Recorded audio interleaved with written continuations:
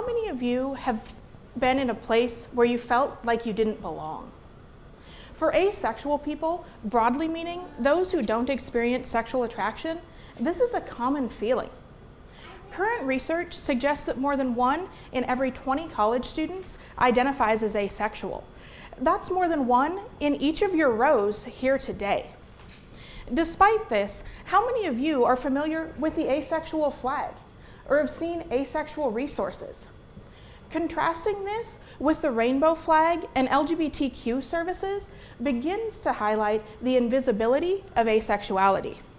Through extensive qualitative interviews, I examined how college students found and made meaning of their asexual identities.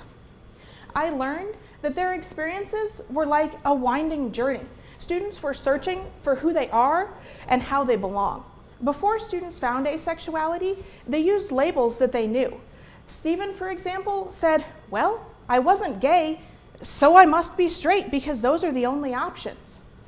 Jenny said, "I assumed I was a good Christian, being abstinent until I went to college, and friends talked about sex all the time. I realized I hadn't chosen abstinence, I just didn't experience attraction."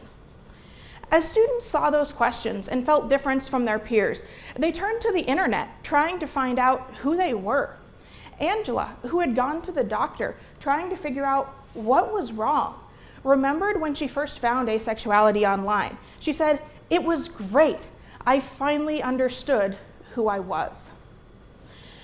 As students talked about this, their experiences allowed them to understand who they were. Finding asexuality empowered them to understand relationships and ideas. Nell talked about what an ideal relationship would look like for her. She then joked that, well, she'd never seen a relationship quite like that, but she'd also never seen a healthy heterosexual relationship, and people try that all the time. Students also talked about challenges, such as coming out when no one understands your identity, or being forced into sexual violence from someone who thinks that they can fix you. Colleges can and must do better. My research identified ways to support asexual students, to increase awareness and visibility, to create campus spaces focused on student success, where students feel like they can belong. Thank you.